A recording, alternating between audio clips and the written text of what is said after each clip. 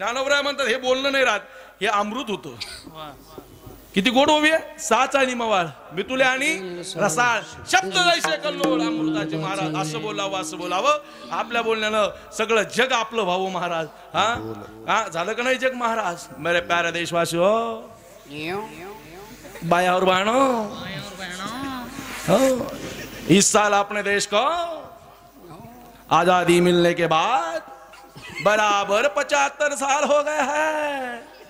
इसलिए आप सबने अपने घर में, घर घर में, अपने घर के ऊपर हर जनों ने तिरंगा लहराना है. क्योंकि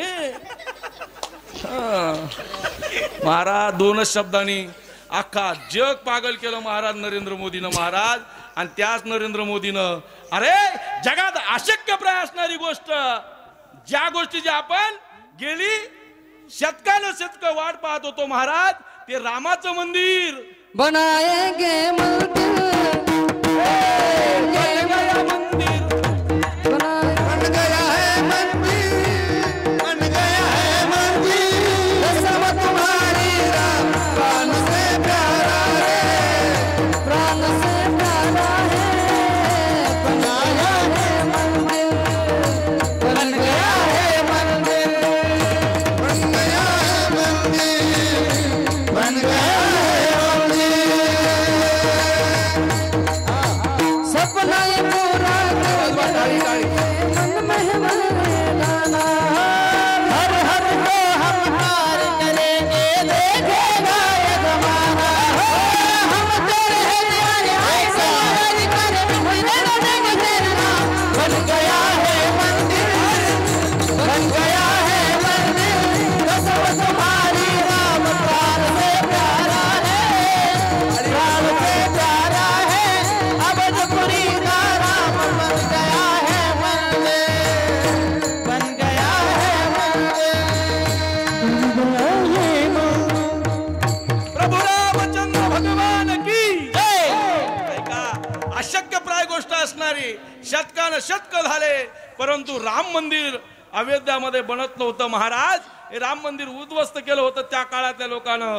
ते राम मंदिर, आपण ज्या राम मंदिराचं स्वप्न आपण जन्मल्यापासून शतकानं शतक पाहत होतो महाराज, आज आमचा रामलल्ला बरोबर 22 तारखेला अयोध्यामध्ये येऊन बसणार आहेत महाराज. आणि राम मंदिर बनलं महाराज. बनलेल्या मंदिरामध्ये आमचा राम येऊन बसणार आहे महाराज. तो आपल्या जीवनात सगळ्यात मोठा, सगळ्यात मोठा, सगळ्यात मोठा, आतापर्यंतच्या आयुष्यातली सगळ्यात मोठी दिवाळी माणसांनी साजरी करायची असेल तर येणाऱ्या 22 तारखेला करा. कारण 22 तारखेला रामजी येणार आहेत. आपलं स्वप्न सत्यामध्ये उतरलंय महाराज, केलंय महाराज. आणि ते बी सांगू का महाराज, नरेंद्र मोदीमुळे तर झालंच झालं महाराज, पण त्याला अजून एक आमचा साधू कारणीभूत आहे महाराज.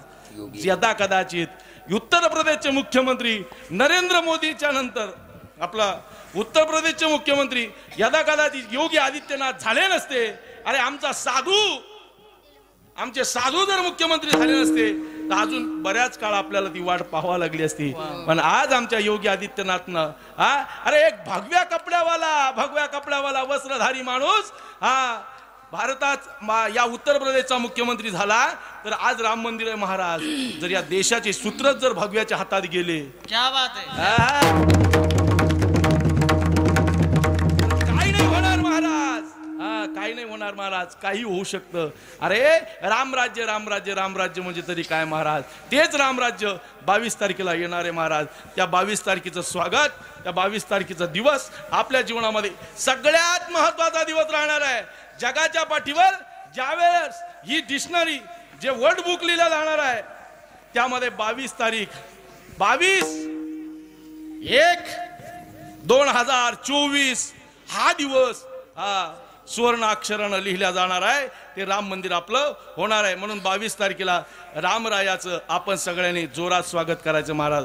आपल्या गावात मिरवणूक काढू. आपल्या गावात ती मिरवणूक झाली, आपल्या घराघरामध्ये प्रभू रामचंद्राची प्रतिमेचं पूजन करा. त्या दिवशी आपल्या घरामध्ये आतापर्यंत केला नसन एवढा मोठा सण करा महाराज. त्या दिवशी घरामध्ये कोणीही एकामेकाशी वैरानं वागू नका, कोणीही एकामेकाशी भांडू नका. अरे त्या दिवशी असा दिवस साजरा करा, असा दिवस साजरा करा. 22 तारीख आपल्या आयुष्यात ध्यानात राहिली पाहिजे. सगळ्यांनी त्या दिवशी नुसतं आणि नुसतं हसतं राहिलं पाहिजे महाराज, गोड राहिलं पाहिजे महाराज. त्या दिवशी गावामध्ये कसलाही वाईट प्रसंग घडला नाही पाहिजे. हे दिवस म्हणजे आपला 22 तारीख राहणार आहे. म्हणून 22 तारखेचं स्वागत सगळ्यांनी करा. हा सगळ्या माझ्या तरुण बांधवाला, जय महाकाल ग्रुप आणि गावातल्या सगळ्या तरुण बांधवाला विनंती करणारी या नारदाच्या व्यासपीठावरून 22 तारखेला प्रभू रामचंद्राची मोठी एक प्रतिमा तयार करा बरं का.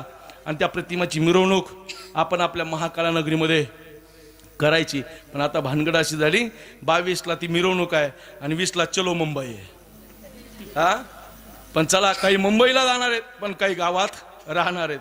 म्हणून 22ला आपण सगळ्यांनी ती मिरवणूक काढायची महाराज. सगळ्यांनी मिरवणूक काढा महाराज त्या दिवशी, कारण तिकडे बी तो सण साजरा होणारच आहे.